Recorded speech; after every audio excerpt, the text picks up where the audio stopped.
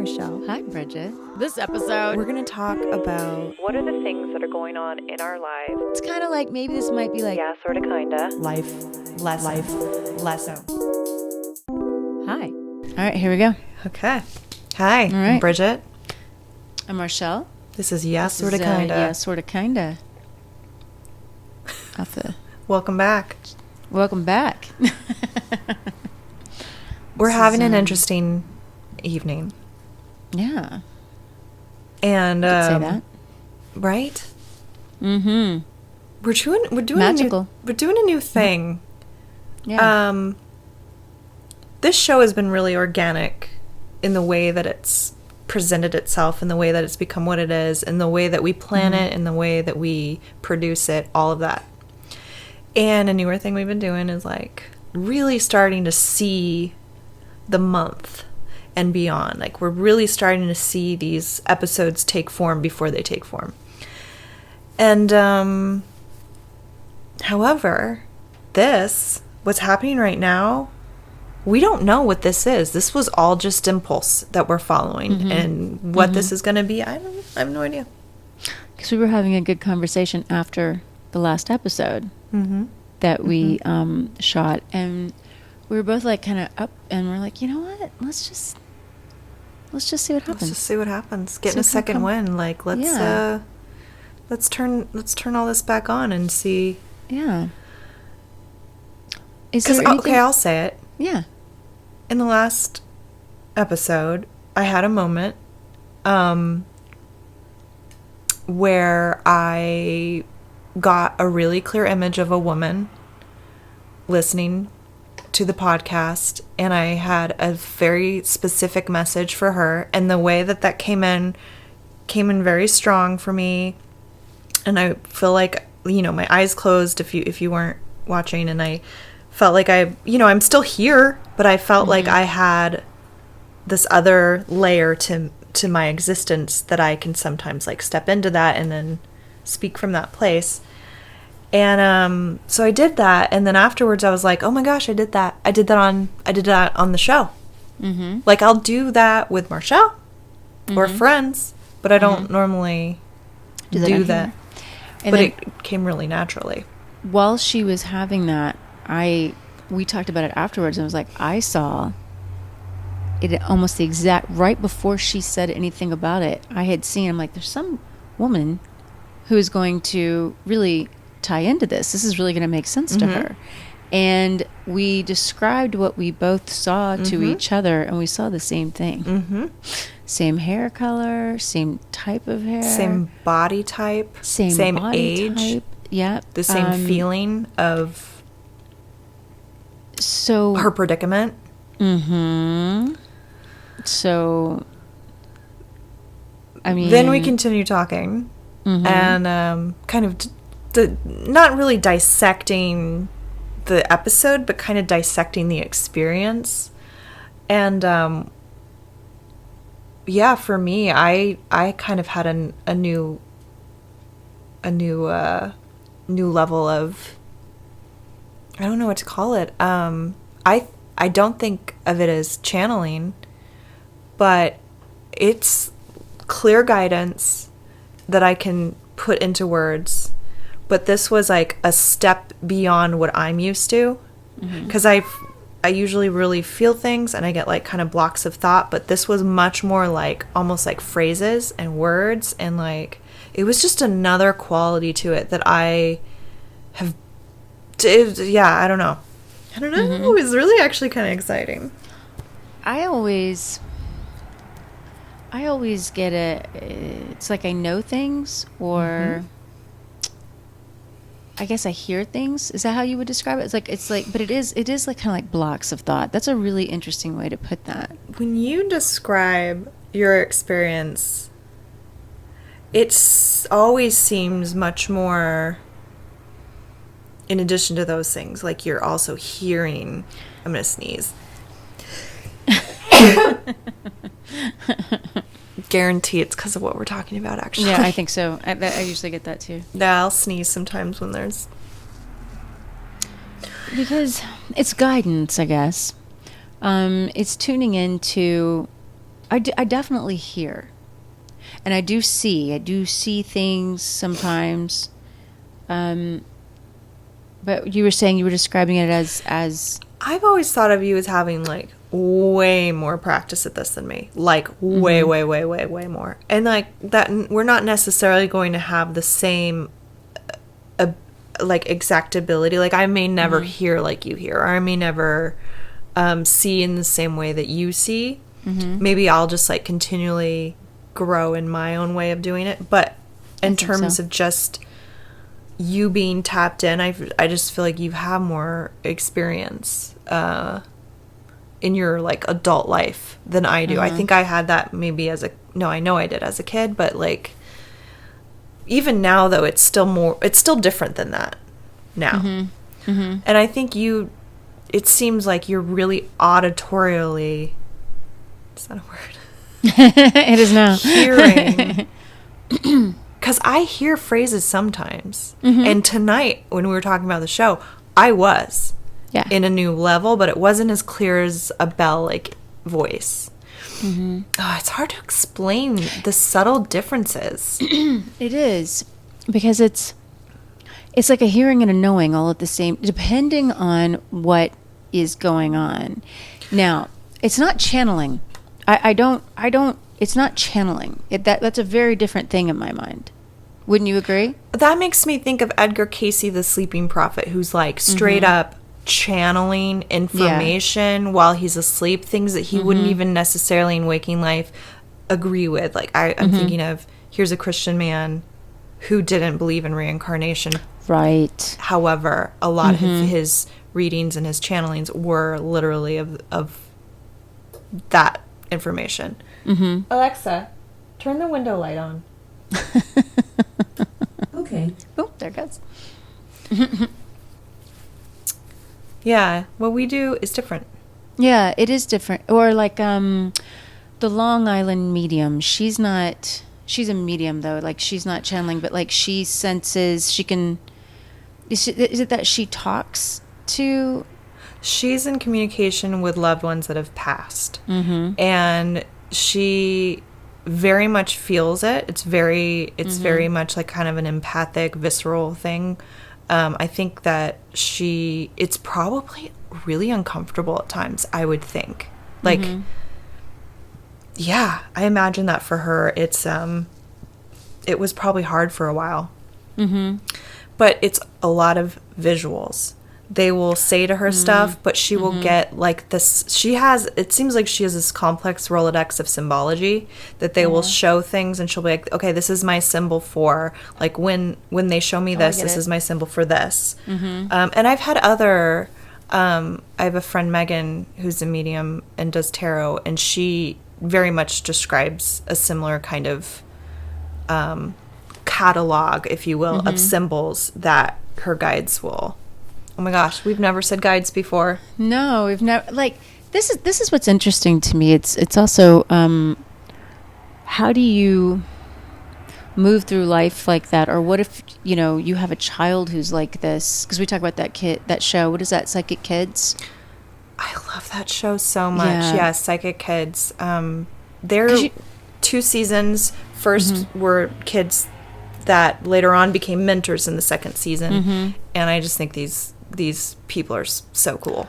Well, what that makes me think of is what I was talking about in that last episode, how when I was a kid, I saw my friend, and years later when he and I actually talked about it and realized we were seeing each other, like, because we knew the same child. I mean, it was crazy, but his parents thought he had an imaginary friend too, and they were really concerned about him, and they thought about, it was the very same experience.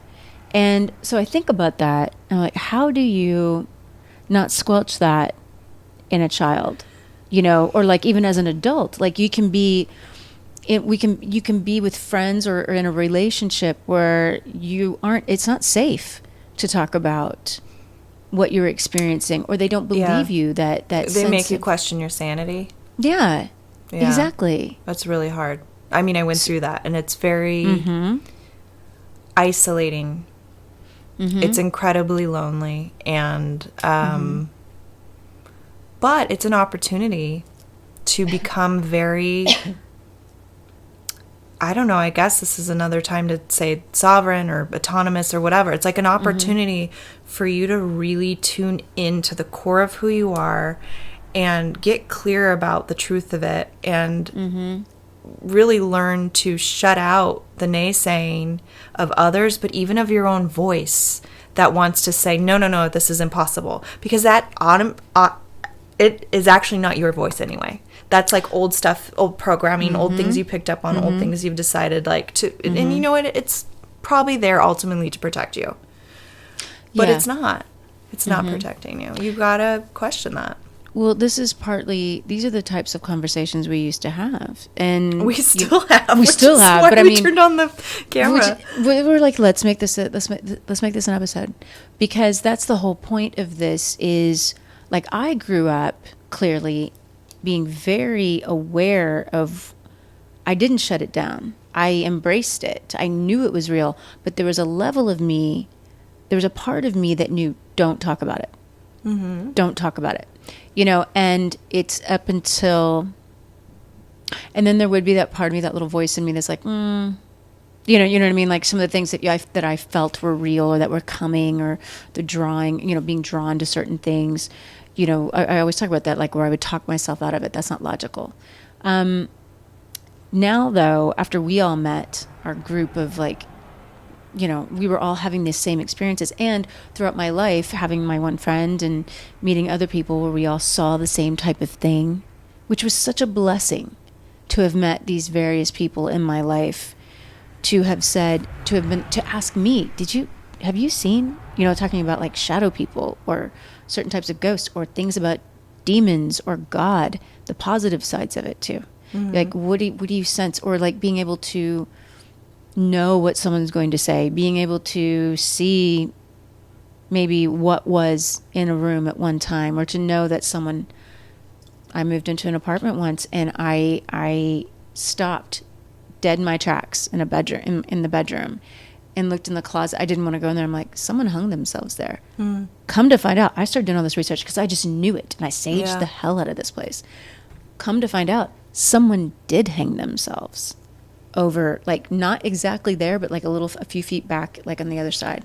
I don't remember if I ever shared the experience. I was in the car with somebody. I was in the passenger seat, and they were gonna run into a liquor store, so they just like pulled into this. It was like this dark area of the parking lot, but it was also right in front of the dumpsters, and it was pretty far from the door. And he was about to leave, and I got this overwhelming anxiety feeling, and just felt really gross, and then could associate it. I was like, there's something with this dumpster. We cannot park here. You need to move the car. Like, I wouldn't even be able to get out if we stay right here. Like, the car has to move before I'd be able to get out of the car, but I had no plans of going in anyway. So he moved the car, and I was fine and whatever, and got his whatever he got and went about my day. And then I think I have shared this in a podcast before, but this woman who I worked at a coffee shop, and she would come in, and she loved to bring me, because there was like this crystal shop across the street that also had like psychic and stuff. She would go to the store, and she would buy some new stones and crystals, and she would always come right to me, and she'd want me to look at them, and she'd like place them in my hand and ask me how I felt or whatever. Because the thing about, she was new to stones and crystals, and I've always collected rocks and stones and crystals since I was a little kid. And a matter of fact, I'm really heartbroken I can't find my original collection. But I've always loved rocks and stones, and for whatever reason, I just kind of, without even thinking about it, knew, well, yeah, I could feel this off this, and I could feel this off this. So it wasn't like I had established myself as some all-knowing crystal something. Right. It was just like but yet she kind of instinctively knew that this was something that I was into. Anyway, so that was a little thing that we would do. But anyway, she was telling me about the area that she lived in. And she said, I really need to move.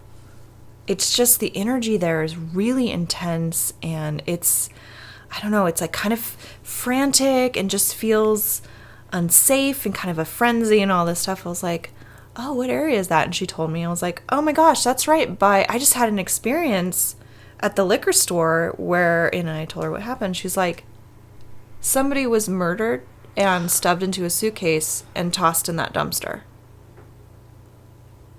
Shut up. Wow. I couldn't believe it. I was like, see, wow, okay, because it was kind of new for me to have those types of experiences and to listen to them. Mm-hmm. But then to have it confirmed, just out of the blue, someone walks up to me and tells me that. That's what I was saying just a second ago. I was going to get to was that's the whole point of this. Is like, as a child, we don't talk about these things, or even as adults, we weren't talking about these things, and then now we want to help because we know other people experience this, so we're trying to, I guess, normalize a magical life. I don't want to apologize for it anymore. Exactly. I don't want to apologize for who I am. Mm-hmm. Exactly. I know there's a lot of other people that are this way and that have these senses. Gifts. It's not weird. Mm-hmm. There's more than we see going on here. Yeah. And the fact that my senses have just continued to expand. Mm-hmm. I mean, I can't explain to you what that's like, except that it's pretty obvious to me that this is very real, what I'm experiencing. Well, yes. And we've been able to cooperate with each other on a lot of this stuff. Yes. Like, that's what I was going to say. Whenever I get things, she'll get it. She knows, or she feels the truth in it, and then she'll kind of get the same sort of intention or the same feeling about things. Wouldn't you say? I mean, to the point that it, and to the point that or I'll just understand instantaneously what you're talking about, and have a really complete picture, and then we can I think our communication happens. We can move through things faster. Yeah, because there's, I guess, for lack of a better word, there's also like the layer of telepathy that's happening. And so I'm also receiving kind of like imagery and blocks of thought and feelings. And I'm getting my own stuff too. I have my own opinion on things. I have my own interpretation of things. I'm able to offer maybe a little bit of a different perspective, or maybe it's, I organize the information in a different way, and so I can present it in a way that maybe Marshelle... We double check with each other on that sort of thing. What do you get on this? What's your vibe on this? Right. Always. And I it feels like truth. It feels like truth. Or what it is too is there's still choice in life. It's if you're continuing on this path, but there's other people involved. So it's, what choice does this person make? What choice does this person make? So you see possibilities, but there's also certain universal truths that need to be known, that need to be said. And the more you, for me, and I think you too, tarot cards was a way of honing that intuition a little bit, and to seem to spark something else. I feel like I never fully got the hang of it. I was scary good with those things. But then it became a point where I didn't need them anymore. But also it started to, I feel like it was becoming... There was static in it. There was too much noise in it. I think I always felt the static and the noise. There was like too much information, too many different... I just was... And you don't always know what you're inviting in. Yeah. And I just saw too many possibilities, and it just never became the right thing for me. But and my point... I didn't need it. We didn't need it. No, exactly. I don't... Neither of us need it anymore. And we don't even... But my point being, though, is the more you embrace your intuition and you trust it, and you keep it sacred, though. You need to keep it sacred to yourself first, because it's precious. Protect it. The more you embrace that and trust it, the more it will start to unfold. The more it will, like, show you these different layers. And then it's like a language, like we say, or it's like a... you will not be able to move through life another way, because once you learn something... You can't unlearn it. You can't go back. And if you do that, then you're denying yourself, and you're denying, I don't know why. Well, you can't put your head back in the sand, and you like, once you take those rose-colored glasses off, you can't put them back on. It'll never be the same. And you know what? It's like you said, I don't want to... What was that? I had a period where I think I tried very hard to. And I felt like there were repercussions, mostly physically. Yeah. Physically and mentally and emotionally. Mm-hmm. I was having a real hard time. And Because you're denying I was a part of resisting yourself. it. Yeah, Mm-hmm. you're denying a part of yourself that demands to be heard, demands to be a part of you. You know, it's an integral part of yourself, of who you are, of why you're here. So I think you do nothing but help yourself if you embrace that side. Mm-hmm. And yeah, there's no reason to hide it anymore. There's no reason to deny it. It's not you know? effortless. Mm-mm. And it may take years to hone those skills. Mm-hmm. Years and years, honestly. And there's different levels. There's different levels. Right. Right? Different degrees of... I mean... Not everyone is going to be a Long Island medium. Not everyone is going to be Edgar Cayce. Right. You know? Those are very specific gifts, aren't they? Mm-hmm. I really...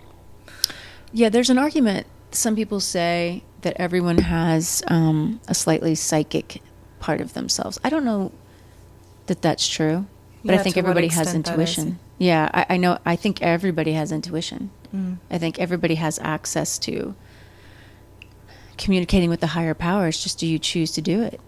Do you surrender? It's allowing yourself to be yourself. That's why we talk about this being and surround yourself with people who want to be more than where, you know, I mean, to grow, who don't stay in that base frequency. You really have to be careful what voice you listen to. Mm-hmm. That's what I was getting at. There's trial and error, I think, in learning your intuition too, because your brain gets involved. Mm-hmm. Your mind wants to be clever, and your mind wants to think the sense into something. Mm-hmm. And it's like it wants to take ownership and credit. Mm-hmm. It's really like this thing you have to like say, yes, thank you, but not right now. Mm-hmm. There's a time and place for the mind to be an incredible tool and an ally. Yeah. But when it comes to intuition and you're feeling things and you're seeing things, it's not about your imagination. It's about your receptivity. Mm-hmm. And you have to get your mind and your thinking out of the way and really tune as if you're turning a dial to a radio station or changing the channel, mm-hmm. you really want to get into this receptive state. But again, you have to be careful what you're listening to. Because sometimes it isn't logic. Sometimes, I mean, we talked about it in the exorcism, our mm-hmm. take on exorcism episode.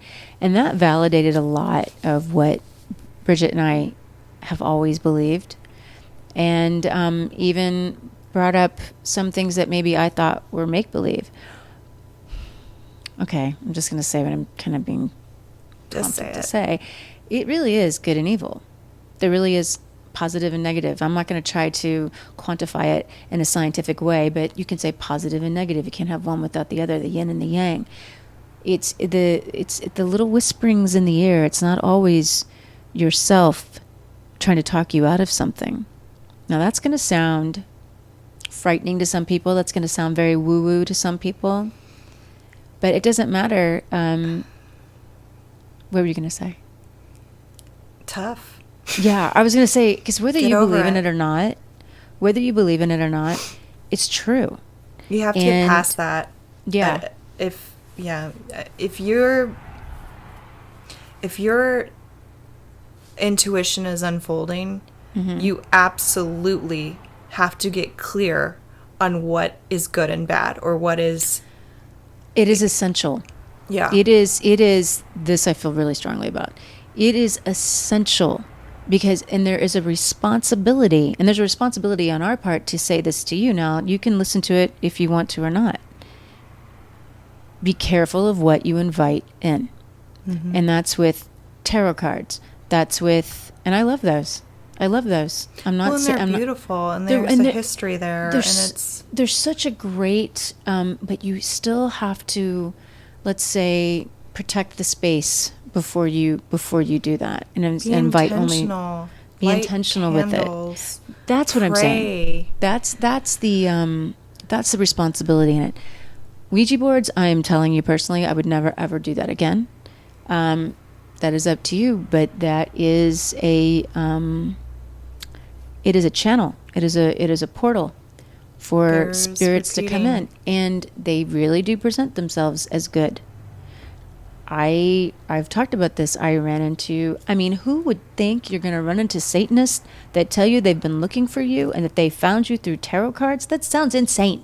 I would never, ever believe something like that.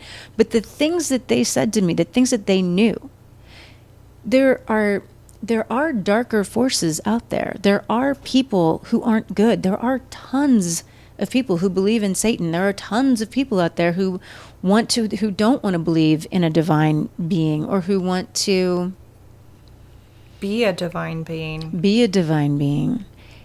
And I know And it not sounds from a place of like oneness and like higher self, but from a place of control and power and And you can research it. You can look it up yourself. You can go and try these things. I'm just saying, when you mess with this stuff, a pendulum, we both have done all of these things. But if you start to open I've never yourself... done a Ouija board. No Well, way in no. hell I will. No. Ever, never, ever, ever. I would never. Playing around with that board, it is an invitation. You're opening a door. It's so, I don't know.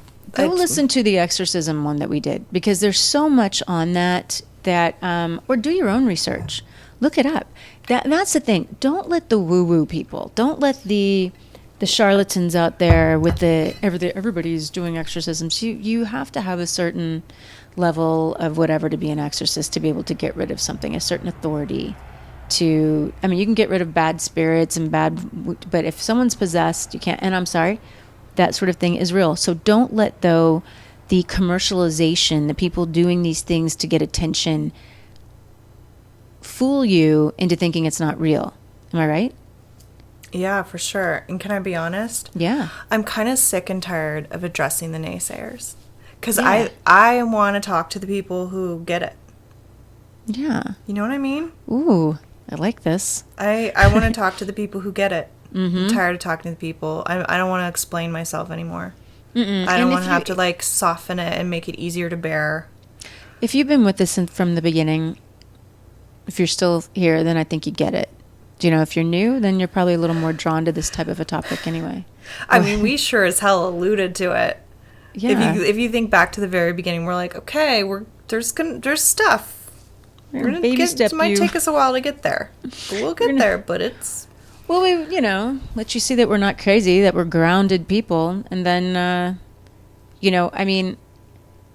we're discerning people, and I believe you guys are too. But I like this Bridgetism of, I'm not going to explain myself anymore. But I'm again, tired of talking to the naysayers and addressing them and like babying them through it. I think we've laid it all out there. We care that you understand where we're coming from, but I don't want to come from a place of I need you to understand me. I want to come from a place of this is who I am. I'm putting it out there. If this resonates with you, follow me. Like, let's talk. But, like, I'm so... It's like it stops here. Here we go. Giddy up. Here we go. Yeah, buckle up, buttercup. I just want to say, like, there's a lot we have figured out, but we're not like these perfect Zen beings who never get it wrong, or like don't ever have a fit, or don't ever like get really pissed, or you know what I mean? I do. And if anything, I feel like that's to our credit. Like, we're real. I think we're very real. Yeah. We're very heartfelt. We're truth tellers, as I like to say. I mean, we are, and you're either ready to hear it or you're not. Anything else? yeah, What? I don't know. There's more. I just don't know yet. I think. I lost it. Okay, so I'm starting to... Do you feel a little astral at all? Yeah, that's why I got quiet. Yeah, I am too. So Marshelle and I, we call it going astral. No, I think nobody else in the world calls it that unless they're friends with us. Or at least used to be friends with us. Because there's a lot of that too. I think astral is more traditionally thought of as something that happens when you're sleeping, like the astral realm.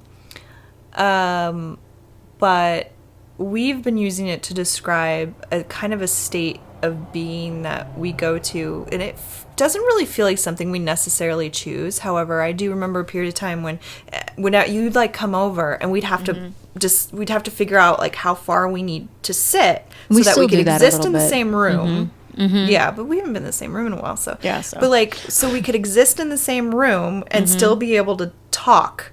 Because it's almost like it feels like we're continually floating out of our body and then trying to be like, whoa, wait. Yeah, that's true.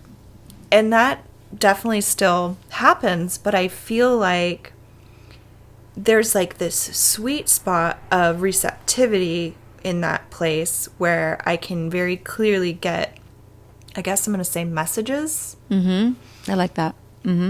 And, so I almost feel like that's why we were both going astral, is because we were going into a receptive place. Because we're like, well, what else? And we were just kind of getting receptive and then waiting. Sometimes closing my eyes, I wouldn't say helps. It's more of it happens when I'm in a specific zone. You know what is popping in my mind is...